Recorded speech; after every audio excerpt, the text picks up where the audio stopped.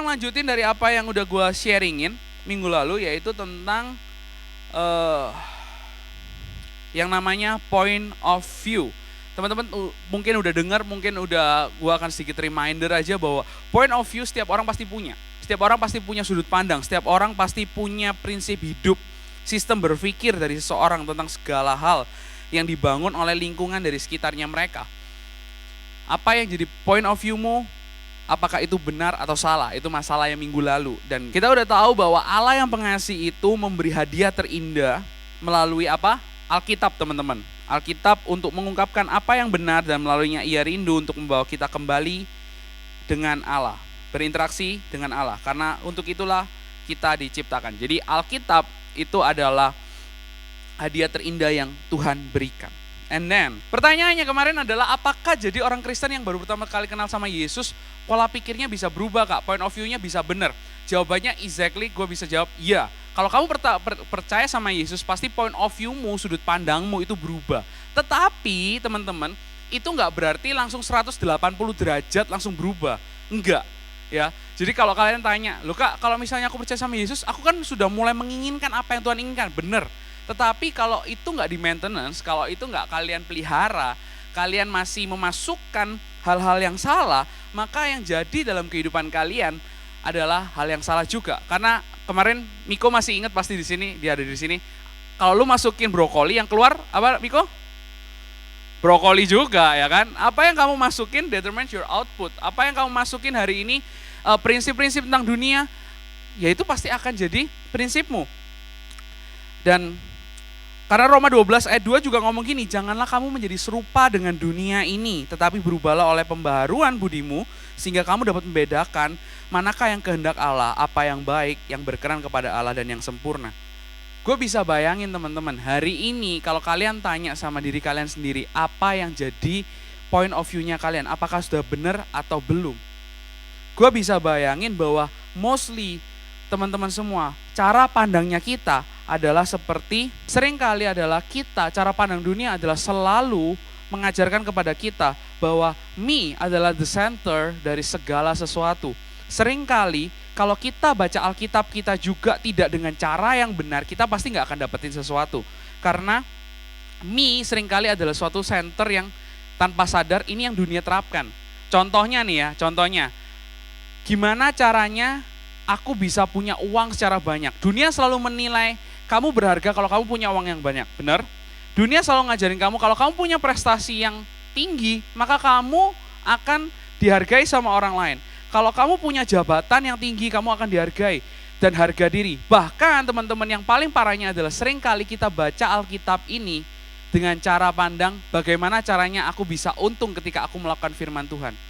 Gue gak tahu seberapa banyak dari kalian yang pegang prinsip ini, tetapi gue seringkali nemuin bahwa ada begitu banyak anak muda yang pikirannya adalah kalau gue ngelakuin apa yang Tuhan mau, yang gue yakini adalah Tuhan akan memberkati gue secara finansial. Dan gue akan diberkati, kalau misalnya gue ngelakuin firman Tuhan, pasti akan ada banyak orang yang menyukai gue. Gue gak tahu seberapa banyak dari kalian yang megang prinsip ini, tetapi yang gue tahu kalau kita masih ada di pola pikir yang seperti ini, kita gak akan pernah bisa dapat berkat dari Tuhan. Karena firman Tuhan gak pernah bicara tentang kita yang diuntungkan. Gue nulisin di circle ini bahwa me adalah pusat dari segalanya. Kita selalu ngomong ketika kita baca firman, Tuhan ketika aku melakukan firman-Mu, gue nemuin ada orang yang gini, kak aku loh merasa bahwa Tuhan itu gak adil. Kenapa? Karena aku lahir dari keluarga yang berantakan, karena aku lahir dari orang tua yang ngelakuin hal yang keras sama gue. Kak, kenapa ya kak aku gak punya talent seperti kakak-kakak yang ada di sini? Kenapa aku gak bisa punya talent untuk bernyanyi? Kenapa aku gak punya talent seperti Kak VJ di depan yang pintar ngobrol dan lain sebagainya? Rasanya Tuhan gak sayang sama aku. Hey, gue harus ngomong ini sama lo. Kalau kalian datang ke Tuhan dengan cara yang seperti itu, dengan sudut pandang yang seperti itu, maka kita gak akan pernah bisa dapat berkat dari Tuhan. Tetapi yang Tuhan inginkan adalah Tuhan pengen bahwa Tuhan adalah the center dari segala sesuatu. Pertanyaannya dibalik, bukan bagaimana aku disenangkan, bukan bagaimana caranya aku dapat duit yang banyak, tetapi yang harusnya kita tanyakan dalam diri kita waktu kita baca firman adalah, Tuhan, bagaimana caranya supaya studiku ini bisa memuliakan Tuhan? Bagaimana caranya Kak supaya meskipun keluargaku yang berantakan seperti ini aku masih bisa memuliakan Tuhan? Kak, bagaimana caranya dengan talentku yang mungkin seadanya ini aku bisa kembangkan ini untuk memuliakan Tuhan? Kak, bagaimana dengan cara mungkin orang tuaku yang punya bisnis yang lagi down ini aku bisa memuliakan Tuhan? Karena gini guys, Tuhan kita bukan Tuhan yang jadi Tuhan budak, yang kita ini transaksional, yang dimana kita ngelakuin apa yang Tuhan senengin, habis itu Tuhan akan melakukan apa yang kita mau. No, Tuhan gak pernah ngelakuin hal seperti itu. Tetapi ketika kita hidup dalam kebenaran, sebenarnya yang jadi berkat dalam kehidupannya kita adalah bahwa kita ini bisa ngelakuin apa yang Tuhan mau. Dan kita jauh dari segala sesuatu yang gak seharusnya kita terima. Akibat-akibat dosa, kita gak harusnya terima itu gitu. Gue nemuin ada anak yang ngomong gini, gue dekat sama cowok dan cowok itu katanya dia ngomong, dia perlu dipuasin hawa nafsunya. Ya kita kissing dikit lah Kak, gak apa-apa kan, gak sampai 30 detik. Gue ngomong kan, minggu lalu gue udah ngomong kan, kalau ketika lu pakai prinsip lu cuma hanya sekedar untuk nikmatin, untuk jadi you are the center, gue udah ngomong kan, kalau misalnya dunia ini penuh dengan tipuan, kelihatannya nikmat di awal, tapi itu nggak akan bring benefit buat kamu. Dan gue udah ngomong kan minggu lalu, kalau misalnya kalian ngeliat cake yang ada di film, yang ada di pernikahan, kelihatannya tinggi, kelihatannya mewah, kelihatannya kayak dekorasinya cantik, tetapi ketika lu buka itu semua, itu nggak ada isinya, itu cuma styrofoam doang, itu kosong, itu kepalsuan. Dan hari ini gue juga ingetin lagi sama lu, ketika lu melihat kehidupan lu harus lihat bahwa point of view yang lu harus punya adalah Tuhan adalah senternya. Di dalam setiap relasi yang lu lagi bangun sama seseorang, yang mungkin lu lagi naksir sama seseorang, pertanyaannya ketika lu mulai naksir sama dia hari ini, apakah lu bisa muliakan Tuhan atau enggak? Kalau itu belum waktunya, kalau lu tahu itu belum waktunya, lu stop, karena lu tahu bahwa center dari segalanya bukan diri lu, tapi yang center dari segalanya adalah Tuhan. Gue percaya firman Tuhan juga akan mengatakan hal yang sama. Firman Tuhan juga seharusnya kita lihat dengan cara yang seperti itu. Karena kalau kita salah pakai kacamata, teman-teman, kalau kita salah pakai kacamata, kita pakai, salah juga ya kan. Kalau kita pakai kacamata hitam gitu kan ya, ini bakal gelap guys. Kalau kacamata hitam ini yang aku ceritain adalah kacamata yang self-centered, yang me-centered, yang selalu menyenangkan diri sendiri. Kita gak akan pernah bisa membaca Alkitab ini meskipun begitu cerahnya, karena ya kacamatanya gelap. Lu salah pakai kacamata, yang perlu kita lakukan adalah kita ngubah kacamata itu dengan kacamata yang benar. Kacamata yang benar apa? Ya Tuhan yang jadi pusat segalanya. Seberapa banyak dari kita mungkin hari ini kecewa sama Tuhan. Mungkin bukan Tuhan yang salah, bukan mungkin, tapi gue pastiin bukan Tuhan yang salah, tapi kita yang salah. Seringkali kita salah pakai kacamata sehingga kita kecewa sama Tuhan. Seringkali kita putus asa, seringkali kita ngomong, Kak aku kecewa sama leaderku yang di gereja karena dia gak sesempurna yang aku bayangkan. Gue gak tahu seberapa banyak dari kalian yang punya kekecewaan, yang hari ini kalian kecewa sama orang tua kalian kecewa sama Tuhan, kalian kecewa sama leader yang ada di gereja kalian. Tapi kalau kalian ngelihat di Alkitab, point of view-nya bukan kamu yang disenangkan tapi Tuhan yang disenangkan. Kondisimu mungkin kamu gak bisa ubah, tapi bagaimana kamu berdoa kepada Tuhan dan kamu ngomong, Tuhan, aku mau muliakan Engkau dimanapun aku berada, di kondisi apapun yang terjadi di sekitarku. This is the question, itu adalah pertanyaan yang harus kita tanyakan. Hari ini kalau lu ngerasa kecewa, gue ngomong Tuhan pengen ngobrol something sama lu. Jadi lu perhatiin, lu catat apa yang emang Tuhan pengen sampein. So gue harus ngomong, me akan selalu bawa kepada kekecewaan. Dan me bukanlah hal yang benar, tetapi God the center adalah suatu hal yang benar yang harusnya kita praktekkan. So, pertanyaan berikutnya, gue udah jelasin di situ, cukup dulu. Kalian bisa tanyakan ke diri kalian lagi apa yang jadi center dalam kehidupan lu. Kalau lu masih baca Alkitab dengan center diri lu nggak akan pernah bisa merasakan kehadiran Allah. Tapi kalau lu taruh centernya Tuhan, lu akan merasakan kehadiran Allah. Begitu pula dalam kehidupan, begitu pula dalam prinsip kehidupan lu. Coba tanyain lagi. And then Ini ada satu quote yang aku suka banget. Orang Kristen yang merenungkan firman Tuhan akan mengalami pembaharuan budi sehingga mereka memiliki Bible thinking atau God center. Seringkali teman-teman seperti yang gue udah ngomongin, kenapa ada orang-orang yang kecewa? Karena orang-orang yang kecewa seringkali itu cuma pakai yang namanya positive thinking. Ini adalah suatu paradigma yang gue juga berusaha untuk punch pada pagi hari ini. Kalau kamu punya positive thinking, gue tanya sekarang, Kak, apakah salah kalau gue punya positive thinking? Gue gak akan jawab itu, gue balikin ke lu. Gue akan ngomong gini, positive thinking yang lu pikirin, itu untuk siapa? Kalau lu cuma hari ini ngerasa hal yang buruk terjadi dalam kehidupan lu, dan lu cuma ngomong gini, oh iya, ya mungkin aku dapat hal yang buruk di sini supaya nanti ke depannya Kak, aku bisa dapat cuan yang lebih gede, atau aku bisa lebih dapat dihargai orang lebih gede. Kalau lu selalu balikannya sama diri lu yang dapat fame, diri lu yang diuntungkan, diri lu yang dimuliakan. Gua ngomong, you are in the wrong position. Makanya gua ngomong di sini, kalau lu orang Kristen mau baca firman Tuhan, yang didapetin di Alkitab ini bukan positive thinking. Are you getting this? Bukan positive thinking, tapi yang lu dapetin di Alkitab itu adalah Bible thinking. Gua udah berulang kali ngomong sama Kak Rivaldo, setiap kali gua ngomong, stop untuk positive thinking. Lu akan dapetin positive thinking dari seluruh orang-orang di sekitar lu. Bagus gak Kak? Nikmat gak? Bagus, nikmat. Tapi ketika lu dapet sesuatu yang bad dan gak ada bagus-bagusnya di akhirnya, lu akan jadi kecewa. Tetapi kalau orang ngelihat sesuatu hal yang buruk terjadi dalam kehidupannya dan dia punya Bible thinking, meskipun di akhir dari perjalanannya, dia gak menemukan sesuatu yang bagus, yang positif, yang baik, yang bisa dia nikmati, tapi dia selalu ngomong gini, Tuhan, gue mengucap syukur punya Tuhan yang selalu nyertain gue, yang selalu kasih sukacita dan damai sejahtera. Ada tepuk tangan di sini. Yes? Benar kan? Benar kan? Kalau lu cuma sekedar ngomong, Kak aku mau positive thinking. Sekarang pertanyaan gue, kalau misalnya sampai in the end of the story kalian gak ada sesuatu yang positif terjadi dalam kehidupan lu akan kecewa sama Tuhan? Atau lu akan ngeliat bahwa, Tuhan it's okay, gue ada di posisi yang amanapun. Tapi gue percaya Tuhan selalu nyertain gue, Tuhan kasih hikmat, Tuhan kasih tuntunannya, Tuhan kasih gue kekuatan, Tuhan kasih gue sukacita untuk gue bisa melewati, menjalani ini semua dan aku bisa memuliakan Tuhan di dalamnya. Hey, itulah yang perlu untuk kita pikirkan.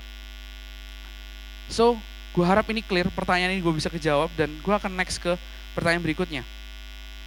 Sekarang pertanyaannya, Kak, kenapa Alkitab? Wah, ini gue suka banget. Pertanyaannya adalah, kenapa Alkitab, Kak? Kenapa enggak bukan kitab suci yang lain? Kan kalau misalnya di agama seberang juga diomong kitab suci. Gua enggak akan jelasin kitab suci dari agama lain. Mungkin ada teman-teman dari agama lain yang baru join di ibadahnya Impactors hari ini. Atau mungkin kalian pengen tahu lebih tentang kekristenan. Gua akan jelasin apa yang gua lihat, apa yang Bible ini, oke? Magic apa sih, mujizat. Buat gue secara pribadi Alkitab itu dia punya mujizat dalam dirinya sendiri guys. Gue bisa ngomong gini, kenapa kok ada mujizatnya Kak? Apa mujizatnya Alkitab? Yang pertama, Alkitab kalau kalian lihat di dalam sepanjang sejarah, ini adalah the best selling book. Gue gak bohong, the best selling book. Lu bisa Google the best selling book in the world, itu apa? Alkitab. The most stolen book in the world, itu Alkitab. Ada begitu banyak orang yang saking kayak ngerasa kayak Alkitab ini terlalu best selling, and then banyak orang juga yang benci sama Alkitab, yang pengen menghancurkan Alkitab. Tetapi teman-teman, di akhir the most translated book, buku yang diterjemahkan dalam, gue punya contohnya nggak di sini? Ada 1000 bahasa, 600 translatean dalam perjanjian lama dan 1000 dalam perjanjian baru. Itu cuma Alkitab, men. And for your information, kalau misalnya ada orang yang bilang, loh bukumu, Alkitabmu, kitabmu itu diubah-ubah. Kalau misalnya Alkitab kita diubah-ubah, gue harus ngomong jujur sama kalian. Kalian tahu Alkitab dulu itu gak ditulis di kertas kayak gini guys, tapi ditulisnya di papirus. Masalahnya Alkitab ini banyak kopiannya guys, dan kopiannya itu berserakan di mana-mana. Kalau misalnya Alkitab itu diubah, artinya kalau misalnya nih, gue punya diubah, tapi udah ada kopiannya di si Jason katakanlah dia punya kopiannya yang lain ya kan. Kalau misalnya diubah guys, artinya adalah kopian gua sama kopiannya Jason harusnya berbeda. Tapi realitanya teman-teman, gua harus ngomong, Alkitab di kopian yang manapun semua isinya sama. Semuanya sama. Karena Alkitab kita ini benar-benar gua bisa ngomong gini, Tuhan sendiri yang jaga firman-Nya guys. Mau kopiannya dimanapun, mau kopiannya dimanapun, berserakan dimanapun, tetap sama. Isinya tetap sama.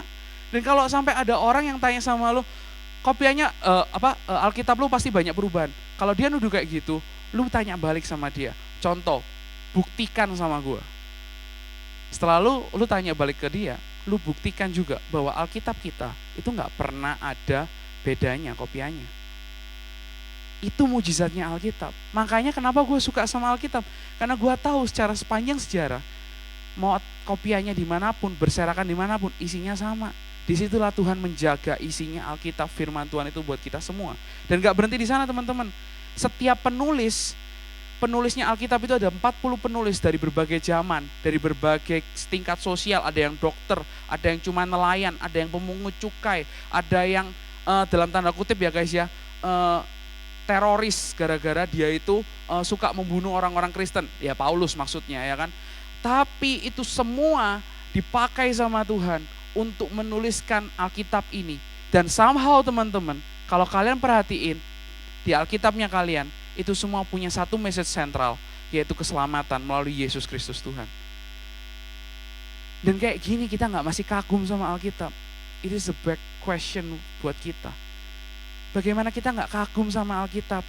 Tuhan aja sendiri yang menjagai firman-Nya. Kenapa kita masih nggak ngargain firman Tuhan? Kenapa kita masih sering kali membuang firman Tuhan? Kita sibuk untuk udah ke gereja, datang seminggu sekali, kita masih sibuk untuk ngobrol sama teman kita. Kita masih sibuk untuk chattingan waktu kita dengerin ibadah. Hey, gue pengen ngomong ini. Tuhan menjaga firman-Nya dan Tuhan pengen untuk mengenalkan dirinya kepada kamu semua. Kalau hari ini lu tanya mengapa Alkitab, gue udah bisa jawab.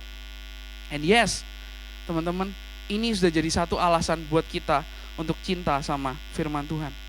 Oke?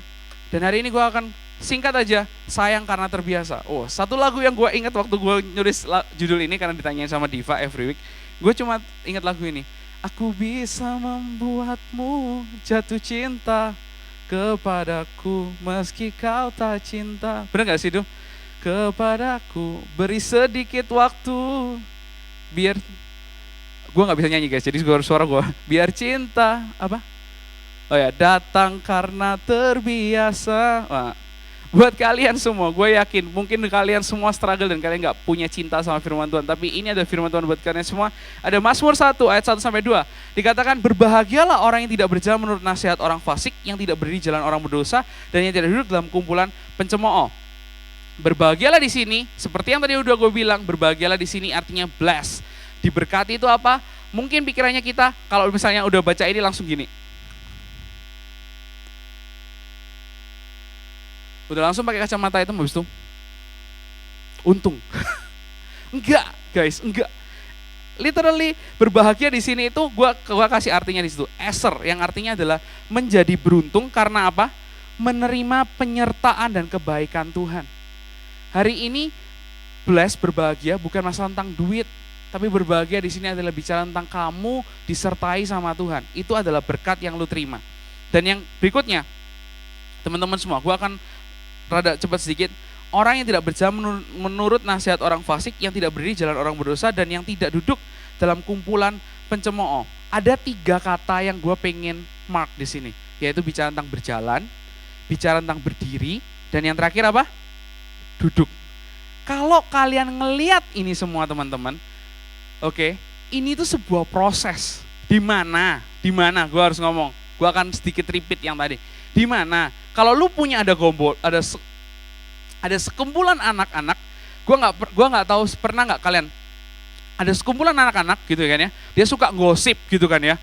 Kalau misalnya gosip itu kan perasaannya langsung kayak, wih ini seru guys, ini seru. Wah langsung rasanya kayak dia lagi ngomong sesuatu, kamu mau gosip nggak sama aku? Oke, memulainya itu pertamanya jalan guys, ya kan kalau lagi istirahat dulu, kalau misalnya sekolah kan lagi jalan terus cerita, kamu tahu nggak ceritanya ini, oh iya ta, oh iya, terus habis itu sampai di suatu titik, sampai di kantin gitu kan ya, terus habis itu kamu berdiri di situ, terus ngomong, wah seru cak, yo kita harus cari tempat duduk, sampai kamu duduk di situ dan kamu menikmati perbincangan itu dan kamu menyukai perbincangan itu.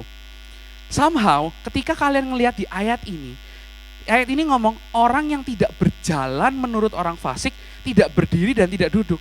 Artinya itu ada proses di mana pertama kali lu sengaja untuk karena pembicaraan topiknya ini and then gue berusaha untuk gue mendengarkan and then gue berjalan sampai di satu titik setelah gue berjalan gue berdiri, dan karena gue udah berdiri dan dia udah engage banget sama gue gak bisa lepas dari dia and then gue duduk. Bisa bayangin? Ada proses yang seperti itu. Dan itulah yang terjadi dalam kehidupannya kita. Seringkali adalah orang itu ya udah percaya sama Yesus, udah dapat kacamata yang seperti ini, tapi habis itu ada temennya yang ngomong, kacamatamu kurang keren, kurang nikmat, coba pakai kacamata yang ini, and then didobelin gini, and then habis itu pergi, duduk, dan mulai nyaman yang ini, tapi dia gak balikin lagi ke point of view-nya Tuhan. Itu yang happening dalam kehidupannya kita. Bener gak? Kamu diomongin, loh porn itu is a sex education. Iya, wah kamu tahu gak sih, wah gila, ada film yang kayak gini guys, terus kayak, wah iya keren ya, lu linknya di mana gue minta. Akhirnya nyaman di sana, akhirnya tidur di sana, akhirnya bukan hanya duduk ya, tidur di sana ya kan, menikmati itu semua dan lu nggak akan balik lagi ke Tuhan. Hello. Atau ada orang yang ngomong kayak, kalau kamu berasal dari keluarga broken home, kamu nggak punya masa depan yang cerah, and then berakhir juga kayak, oh ya gitu ya, oh secara psikologis gue nggak bisa ya jadi orang yang baik ya, gue nggak bisa ya jadi ibu rumah tangga yang baik, oh gitu ya, karena papa gue kayak gitu ya, jahat ya, ya udah, akhirnya lu ngeblame diri lu mulai masukin diri lu itu sengaja di situ, sampai lama kelamaan lu duduk dan dalam benak lu cuma lu pikirin gini doang, gue nggak punya masa depan yang cerah karena gue berasal dari broken home. Itu semua terjadi karena lu awalnya sengaja. Makanya di sini dibales di ayat 2, tetapi yang kesukanya ialah Taurat Tuhan. Taurat itu maksudnya apa? Firman Tuhan. Yang dimaksudkan kesukaannya, poin pertama yang gue pengen sampaikan adalah rasa sayang itu bertumbuh harus belajar, rasa sayang itu bertumbuh dengan harus belajar sengaja secara terus menerus. Maksudnya gimana? Kalau kamu pingin sayang sama Tuhan, itu bukan hanya sekedar kamu sayang karena kamu sudah terima Tuhan, tetapi lebih daripada itu, kamu harus bertumbuh rasa sayangmu adalah dengan cara sengaja kamu itu bangun hubungan sama Tuhan. Gua selalu penggila nasi goreng. Kalau kalian lihat di gambar ini, di sebelah ini ada, ya kalian mungkin udah tahu lah, anak-anak Surabaya penggila micin mungkin udah tahu ini apa gitu kan ya. Di sebelah mana?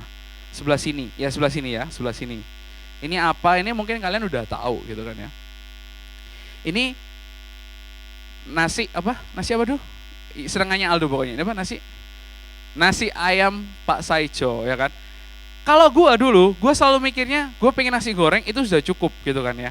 Tapi habis itu gue mulailah berkumpul dengan si Aldo.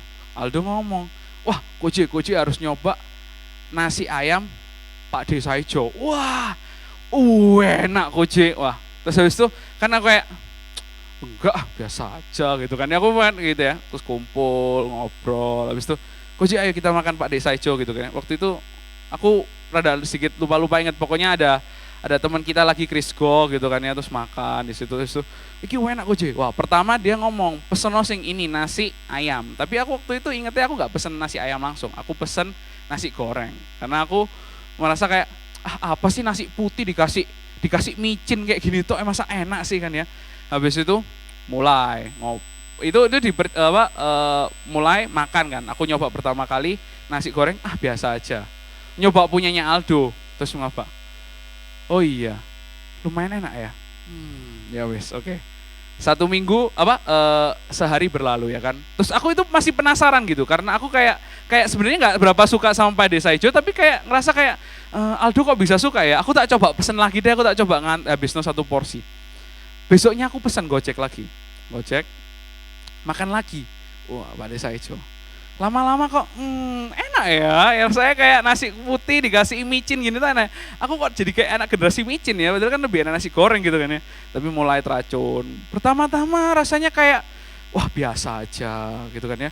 Habis itu beberapa hari kemudian kayak pergi lagi sama Aldo, ayo makan lagi di Pak Desa Ijo ya kan. Oh itu lama-lama guys ya, dari awalnya yang biasa-biasa aja itu jadi kayak sampai lovernya Pak Desa Ijo gitu kan ya. Aku fans klubnya Pak Desa Ijo gitu kan ya. Itu terjadi karena pertamanya gue biasa aja, tapi gue mensengajakan diri gue untuk gue makan itu lagi, coba itu lagi, melakukan itu lagi, lagi. Sampai rasanya kalau misalnya gue bisa bikin kaos gitu kan ya, without Pak Desa Ijo, I'm dead gitu kan ya, di kaosnya gue. Karena gue saking sukanya sama Pak Desa Ijo. Well, itu yang terjadi juga ketika kita nggak belajar untuk mencintai firman Tuhan, kita nggak akan pernah sayang sama firman Tuhan. Kalian coba tanya sama Ko Rivaldo, dulu waktu gue meracuni dia untuk selalu pergi makan sama gue, dia nggak olahraga. Sampai akhirnya dia nggak pernah cinta olahraga. Sampai akhirnya sekarang dia memulai habit untuk cinta sama olahraga. Sampai rasanya kalau dia ngomong, seminggu gue nggak olahraga, gue nggak enak badan gue. Bener? It's happening. Karena kita harus memulai sesuatu dengan sengaja guys. Lu mau cinta sama seseorang, lu mau cinta sama firman Tuhan, lu harus sengaja baca firman setiap hari. Ya kan? Lu harus secara terus menerus ngomong bahwa firman Tuhan harus gue cintain. Rasa sayang itu gak bisa muncul begitu saja, tetapi itu perlu dibangun. Setiap orang gak bisa sayang Tuhan secara langsung tanpa membaca firman Tuhan setiap hari. Perlu ada belajar sengaja. Belajar untuk sengaja dan intens untuk menumbuhkan sayang itu. Kalau lu gak pernah sayang sama Tuhan, hari ini pertanyaan gue, lu udah sengaja gak ngelibatin diri lu untuk baca firman? Orang yang udah sengaja baca firman setiap hari, ketika dia gak baca firman, dia akan selalu merasa ada yang kurang dari dirinya. Gue gak makan Pak Desa Ijo, ya kalau sekarang udah biasa sih sebenarnya. Cuma kalau dulu guys, lu tanya sama Waldo, gila gue seminggu bisa paling gak Gojek sekali gitu kan ya. Kayak ngerasa rasanya Pak Desa Ijo enak deh. Kalau gue seminggu gak makan Pak Desa Ijo rasanya, aduh badan gue kekurangan micin gitu. Well, it's happening. Karena apa? Karena kita sengaja. Lu perlu mulai sekarang sengaja. Lu udah sengaja belum baca firman? Lu masih ngeraguin firman Tuhan? Tadi buktinya udah ngeliat Tuhan aja udah melindungi firman itu sampai sekarang dia itu masih bisa bicara sama lu, dan itu masih bisa bicara sampai 10.000 tahun ke depan kalau dunia ini masih ada. Kenapa lu masih ngeraguin Tuhan? Sudah gak kamu membaca firman Tuhan sengaja? Poin berikutnya, merenungkan. Dan yang merenungkan Taurat itu siang dan malam. Merenungkan itu apa kok? Gue akan sedikit cepet. Rasa sayang itu bertumbuh lewat memikirkan firman Tuhan. Merenungkan itu bukan hanya sekedar kita merenung habis itu kita kayak kosong, kayak Patrick King gitu kan ya.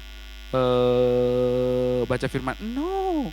Memikirkan. Lu tahu kalau misalnya hewan seperti domba ini, dia kalau makan itu guys ya, dia itu bukan makan yang sekali makan habis itu langsung dicerna langsung beres. Enggak. Dia kalau makan itu habis sedikit iuh ya, habis dimakan guys, itu habis dikunyah telan, habis itu dimuntahin lagi, habis itu dimakan lagi. Itu namanya memamah biak, ya kan, supaya vitaminnya keserap semua. Kita juga harus bertumbuh lewat perenungan firman Tuhan, lewat memikirkan firman Tuhan. Membaca firman Tuhan tidak selalu langsung paham guys. Ketika kita membaca firman, kadang kamu perlu ingat aja dulu ayatnya bicara apa. Lalu sambil menjalani hari, sambil memikirkannya, dan lihatlah Allah yang pengasih itu akan berbicara lewat renunganmu. Seringkali jujur, dalam kehidupanku, aku gak selalu bisa langsung dapetin apa yang firman Tuhan katakan. Tapi yang gue lakuin, gue ingat beberapa ayat, gue doa. Dan setiap kali gue ngelakuin aktivitas gue, di tengah-tengahnya gue selalu ngomong, Tuhan apa yang lu pengen ngomong lewat firman-Mu tadi pagi yang gue baca, lewat firman yang tadi malam gue baca, please ngomong sama aku. Dan disitulah engkau akan bertumbuh dan engkau akan melihat bahwa firman Tuhan itu bicara, speak to you secara personally. Karena firman Tuhan gak bisa hanya sekali lu baca and then lu paham and then lu forget it. No, firman Tuhan itu harus masuk, lu harus merenungkan. Kadang lu harus kayak domba yang lu habis ini baca ayat ini and then beberapa jam kemudian waktu lu lagi handphonean and then lu coba buka ayat lu lagi dan lu ngomong, Tuhan apa yang lu pengen ngomong, please speak to me. Lu baca lagi ayat itu, masih belum, it's okay, lu tutup lagi, lu ngelanjutin aktivitas lu lagi. Ketika ada break, habis lu tiktokan, ya kan, tiktokan jangan kelamaan ya guys ya, 5 menit cukup lah ya guys ya. Kita kadang-kadang sampai setengah jam tiktokan gitu kan, gak kerasa. Lu tutup, and then lu melihat firman Tuhan lagi, apa yang Tuhan pengen bicara. Dan itulah yang harus kita lakukan. Ada beberapa pertanyaan yang mungkin kalian bisa lakukan ketika kalian mau merenungkan firman Tuhan. Apa yang diceritakan tentang Allah, atau apa yang Allah janjikan dan apa yang harus aku lakukan. Gua akan bantu kalian bagaimana cara kalian membaca firman Tuhan dengan baik, bagaimana cara membaca Tuhan, bagaimana cara supaya God-centered baca firman Tuhan. Lakukan ini, apa yang Allah katakan di firman-Nya.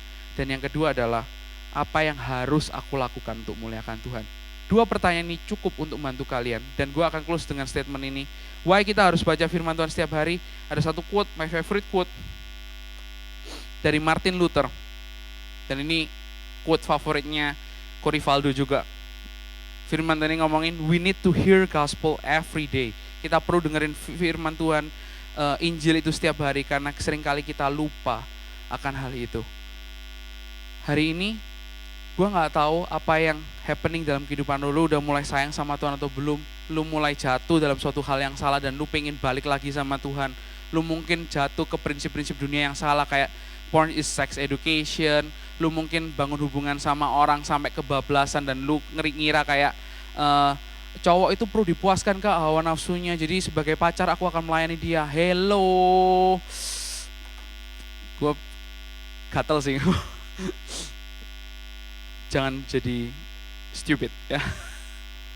Itu engkau tidak sedang memuaskan apa yang jadi kebutuhannya dia. Engkau sedang memuaskan apa yang jadi keinginannya dia.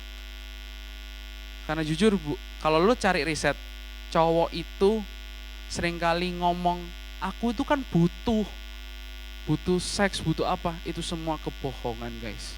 Jadi kalian para girls yang aku kasihi, yang aku cintai dalam Tuhan Yesus Kristus, please jangan lakukan hal bodoh dan jangan mau digoblokin sama cowok-cowok yang lagi deket sama kalian, sama buaya-buaya, whatever it is ya. Please don't, oke? Dan isilah dirimu dengan firman Tuhan, sengaja belajar, karena dari situ lo akan dapetin banyak sekali prinsip firman Tuhan. So, that's it. Mari kita bisa berdoa, karena waktu gue udah habis, gue udah overtime sekitar 10 menit. Mari kita berdoa bersama-sama. Tuhan, kami mengucap syukur buat hari ini, buat firman yang kau bagikan kepada setiap kami, mengingatkan kami kembali untuk kami sengajakan diri kami bertumbuh, mencintai Engkau. Tuhan, mungkin kami lemah, mungkin seringkali kami lupa untuk pegang prinsip ini, tetapi kami berdoa hari ini, biarlah Roh Kudus itu membantu mengingatkan setiap kami. Kalau hari-hari ini kami udah jauh dari Engkau, biar Roh Kudus bantu kami, getarkan hati kami, bikin diri kami gak nyaman kalau kami jauh dari Engkau, kalau bikin diri kami gak nyaman kalau kami gak baca firman Tuhan. Mulai hari ini kami percaya Roh Kudus itu berkuasa atas setiap diri kami, dan Roh Kudus akan mendorong setiap kami, memaksa diri kami untuk kami bisa mencintai Tuhan dengan cara membaca, mulai membaca intens Tuhan, sengaja Tuhan baca intens, dan biarkanlah kami juga selalu diingatkan untuk merenungkan firman itu, bukan hanya untuk kami swipe, bukan hanya untuk kami terima and then diam aja, enggak, tetapi ajari kami Tuhan untuk kami mau membaca firman Tuhan dan merenungkannya dalam kehidupan kami.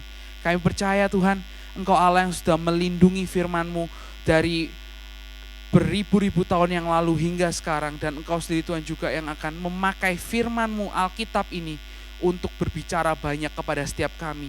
Ampuni kami kalau kami seringkali kecewa, ampuni kami kalau seringkali kami melihat Alkitab dengan sudut dan cara pandang yang salah, tetapi teruslah Tuhan, Engkau Allah yang setia, Engkau Allah yang selalu menuntun anak-anak-Mu meskipun kami nakal. Dan Engkau yang akan terus membantu kami untuk kami bisa punya point of view yang benar saat baca Alkitab dan waktu kami menjalani kehidupan kami. Thank you Lord Jesus, ini doa kami. Kami mau serahkan semuanya dalam tangan-Mu. Yang percaya katakan, Amin. Alright.